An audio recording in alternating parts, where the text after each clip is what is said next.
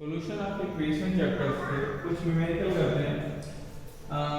Solution of equation chapter के जो numerical है यहाँ पे न्यूटन रैप्सन मेथड। तो न्यूटन रैप्सन मेथड के बेस पे लास्ट टॉपिक हमने कवर किया था न्यूटन रैप्सन मेथड का, तो उसके बेस पे कुछ न्यूमेरिकल करते हैं। जो एग्जाम में आते हैं क्वेश्चन वो किस बेसिस पे आएंगे जनरली उनमें होगा कि क्वेश्चन लिखा रहेगा आपका। सपोज क्वेश्चन है आपका find the root of equation 3x = cos x + 1 correct to 4 decimal place by Newton Raphson method.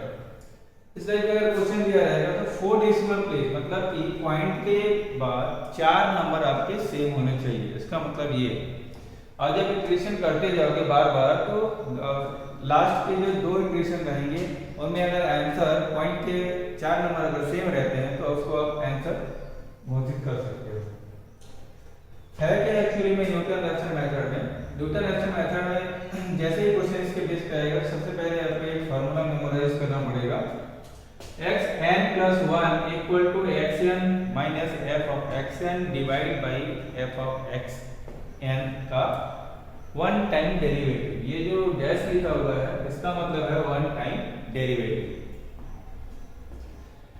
हम सबसे पहले क्या करेंगे न्यूटन रैप्सन मेथड स्टार्ट करने से पहले कुछ हम टेबल बना लेंगे। अब अगर आप एग्जाम में टेबल नहीं भी बनाते हो तो कोई प्रॉब्लम नहीं है उससे।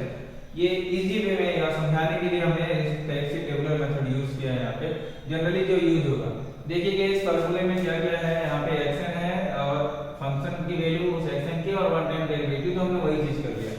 एक फार्मूला जो फाइनल x की वैल्यू देगा और एक उससे पहले वाला जो डेरिवेटिव फॉर्म होगा और एक इफेक्ट फंक्शन वाली वैल्यू पर्टिकुलर x की वैल्यू पे और x की किस वैल्यू पे वो टेबल। और यहाँ पे इटरेशन बहुत ही सिंपल चार्ट है यहाँ पे, तो आप इजीली यूज कर सकते हो। तो सबसे पहले हम स्टार्ट करते हैं। यहाँ पे क्वेश्चन पढ़ते ही हमारे दिमाग में ये जाना चाहिए कि आखिर में हम स्टार्ट कैसे करें। तो स्टार्टिंग जो पॉइंट होगा उसको हम बोलते हैं x0।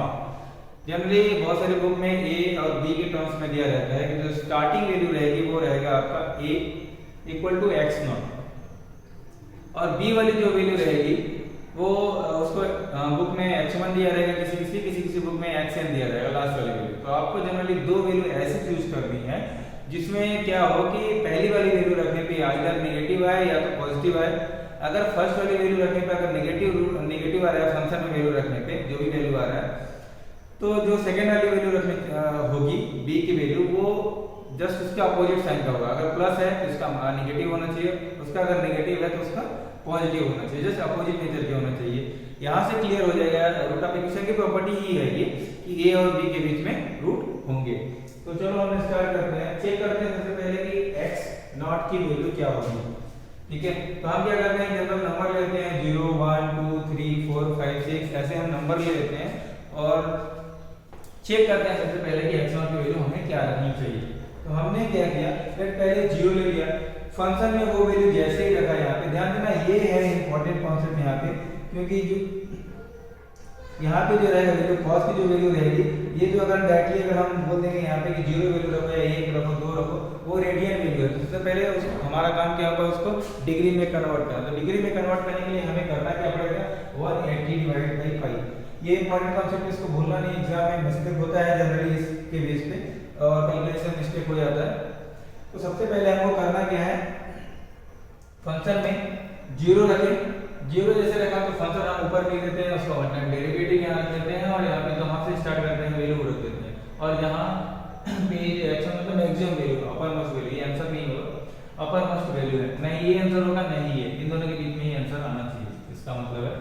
तो हम क्या करते हैं सबसे पहले 0 ले लेते हैं। 0 जैसे रखा यहाँ पे 0 रखा और इसको एंगल रखा, कितना हो जाएगा 0 × 180/π और इसको सॉल्व किया। इसको सॉल्व करने के बाद ये सॉल्व यहाँ पे किया हुआ है ऑलरेडी हमने, ठीक है। तो यहाँ पे 0 रखा फंक्शन तो वैल्यू जो हमारी आ रही है वो नेगेटिव वैल्यू आ रही है। देखो डजंट मैटर की वैल्यू क्या आ रही है, बस आपको देखना है स्टार्टिंग में कि नेगेटिव वैल्यू आ रही है पॉजिटिव। तो यहाँ पे क्या आ रही है नेगेटिव वैल्यू आ रही है। अगेन हम 1 पे चेक करते हैं, 1 पे जैसे हमने चेक किया तो इस पे पॉजिटिव वैल्यू आ रही है। 1 पे जैसे हमने चेक किया 3 × 1 - cos 1 × 180/π -1 इसको अगर सॉल्व किया तो हमें जो वैल्यू मिला वो पॉजिटिव आया 1.4596। 7 ये पॉजिटिव वैल्यू आई। अगेन हमको यहाँ से ये कंफर्मेशन मिल गया कि ये नेगेटिव और पॉजिटिव वैल्यू आने पे एक कंफर्मेशन मिल गया कि जो भी इसका रूट होगा वो 0 और 1 के बीच में होगा इस इक्वेशन का। उसके बाद हम क्या करते हैं, हम चाहे तो 0 से ही स्टार्ट कर सकते हैं, कोई प्रॉब्लम नहीं है। लेकिन प्रॉब्लम को और इजी करने के लिए या इटरेशन को कम करने के लिए हमने क्या किया कि 0 और 1 के बीच में एक और वैल्यू हमने चेक किया।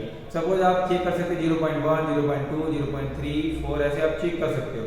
हमने क्या किया 0.6 वैल्यू एक ले लिया। आप 0.5 भी लेंगे तो कोई दिक्कत नहीं, एक आध इटरेशन बढ़ सकता है, ठीक है। हमने क्या किया 0.6 ले लिया। जैसे ही हमने 0.6 वैल्यू लिया तो जो वैल्यू मिला वो क्या मिला नेगेटिव, ठीक है। 0.6 माइनस cos 0.6 ये सब सॉल्व किया। उसके बाद जो हमको वैल्यू मिला नेगेटिव। तो देखिए यहाँ पे 0 पे भी वैल्यू नेगेटिव थी और ये 0.6 पे भी वैल्यू नेगेटिव थी। अब ये क्लोजर वैल्यू है, इसका मतलब अब जो रूट मिलेगा हमें, अब जो रूट मिलेगा वो 0.6 और 1 के बीच मिलेगा। पहले हमने क्या किया यहाँ पे एक 0 वैल्यू लिया और एक यहाँ पे 1 दे दिया। मैंने बोला कि इन दोनों के बीच में वैल्यू होगा, ठीक है, 0 और 1। उसके बाद देखा यहाँ पे नेगेटिव आ रहा था, यहाँ पे क्या आ रहा था पॉजिटिव आ रहा था। फिर हमने लिया 0.6 जैसे लिया यहाँ पे नेगेटिव आ रहा था, मतलब क्या है 0.6 और 1 के बीच में होगा। सपोज हमने एक और वैल्यू लिया, एग्जांपल के लिए ले लिया 0.9।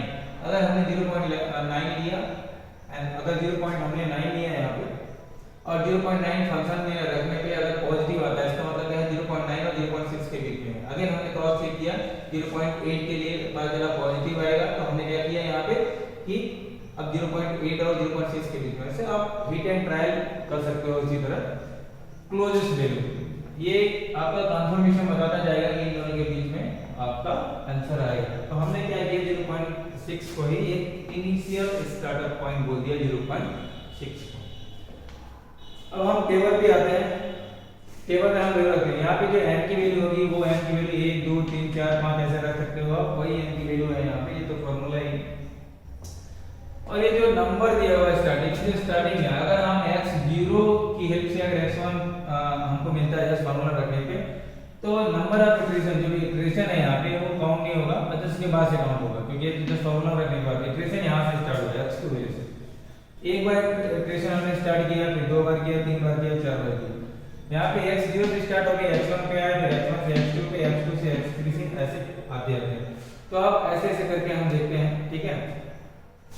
तो बाय रूल्स हम देखेंगे यहाँ पे। अब 0.6 हमने फंक्शन में वैल्यू रखा, 0.6 फंक्शन में वैल्यू रखने पे हमको नेगेटिव में वैल्यू आई माइनस ऑफ 0.02533। उसके बाद हमने क्या किया इस 0.6 को हमने इस वाले फंक्शन में रखा जो कि उसका डेरिवेटिव था। तो जो हमको वैल्यू मिली वो था 3.56446 क्लियर है। फिर इन दोनों की हेल्प से और इसकी हेल्प से ये फार्मूले में हमने क्या किया x1 की वैल्यू निकाली 0.6 minus f of 0.6 divided by 1 time derivative of 0.6। इसका मतलब क्या है टेबल में 0.6 माइनस 0 f ऑफ x की जो वैल्यू है माइनस ऑफ 0. अभी देखो ये भी माइनस था, ये भी माइनस था, तो ये माइनस क्या हो जाएगा यहाँ पे प्लस हो जाएगा। इसको हम सॉल्व करते हैं यहाँ फार्मूला में रख के, जो वैल्यू आ रही है 0.60710। अभी हमारा नेक्स्ट इक्वेशन में काम आएगा। तो हमने क्या किया यहाँ पे कि x1 की वैल्यू हमने यहाँ पे रख दी। अब ये नेक्स्ट इक्वेशन काम आएगा। अगेन x1 वैल्यू है यहाँ पे, इस x1 वैल्यू को हमने फंक्शन में रखा है, x1 वैल्यू को फंक्शन में रखा। x1 वैल्यू क्या थी 0.60710, इसको हमने रखा फंक्शन में। जो हमको वैल्यू मिला वो था माइनस ऑफ 0.00005 ये वैल्यू हमने रखा है यहाँ पे। तो इसको हमको ये हमें वैल्यू मिली, ठीक है। उसके बाद हम क्या करते हैं इसी फंक्शन में फंक्शन में वो इस वाले फंक्शन में 3 + sin x वाले फंक्शन में ये वैल्यू रखेंगे यहाँ पे, ताकि इसके f डैश वाली वैल्यू मिल जाए। यहाँ पे वैल्यू मैंने लिखा नहीं, इसकी वैल्यू हमने कैलकुलेट करके यहाँ पे रखा हुआ है। इसकी जो वैल्यू आएगी 3.5704880। अगेन ये वैल्यू हम क्या करेंगे, ये वैल्यू हम जैसे x2 इक्वेशन फाइंड करने के लिए 0.60710 माइनस ये वाली वैल्यू, ठीक है, ये वाली वैल्यू डिवाइडेड बाय ये वाली वैल्यू, इसको सॉल्व करेंगे। कैलकुलेट करने के बाद देखना है कि क्या वैल्यू आती है। कैलकुलेट करने के बाद देखा हमने 0.607101। अगर यहाँ पे क्वेश्चंस में अगर आपको 4 डेसिमल तक नहीं बोलता कि एक्यूरेसी चाहिए, तो देखो यहाँ पे 0.60710 ये है, और यहाँ पे भी जो आंसर आ रहा है 0.60710 यहाँ पे होगा। अगर क्वेश्चन में आपको 4 डेसिमल ना बोल के अगर आपको 6 डेसिमल तक बोलता, तो यहाँ पे जो कॉमन नंबर है वो क्या है, 1 2 3 4 5 नंबर कॉमन है, ठीक है, 5 नंबर यहाँ पे क्या है, कॉमन है। तो हमको क्या करना है, आपको 6, तो हमको एक बार और ऑपरेशन करना पड़ेगा, और ये वाली वैल्यू हम यहाँ पर रखेंगे। ये जो हमारे x2 की वैल्यू है हम यहाँ पे ये वैल्यू रखते, फिर इसी वाली वैल्यू को हम फंक्शन में रखते, फिर इसी वाली वैल्यू को हम इस वाले फंक्शन में रखते, और अगेन जस्ट फॉर्मूला में इतना माइनस इतना डिवाइड बाई इतना ये सॉल्व करते, और x3 की वैल्यू हम फाइंड करते। x3 की वैल्यू फाइंड करने के बाद फिर देखते हैं कि अगर 0.0671001 अगर आ जाता है, ठीक है, पॉइंट के 6 तक सेम आ जाता है तो रोक देंगे, अगला ऑपरेशन नहीं करेंगे। अगर नहीं आता तो नेक्स्ट यही वाली वैल्यू फिर से हम यहाँ x4 कंसीडर करेंगे, नेक्स्ट वाली वैल्यू हम x4 कंसीडर करेंगे। इस x4 को हम फंक्शन में वैल्यू रखेंगे, ठीक है, इस वाले फंक्शन में रखेंगे, अगेन उसके डेरिवेटिव वाले फंक्शन में रखेंगे, और सेम उस वाली वैल्यू के साथ हम दोनों का रेशियो माइनस कर देंगे। यही फॉर्मूला है, और अगेन चेक करेंगे क्रॉस चेक उसके प्रीवियस वाली वैल्यू से कितना फर्क है, ठीक है, पॉइंट के बाद कितने नंबर सेम है। अगर 6 नंबर सेम हो जाते हैं तो इक्वेशन रोक देंगे। तो यही है Newton Raphson method. Newton Raphson method बहुत ही इजी मेथड है, ठीक है।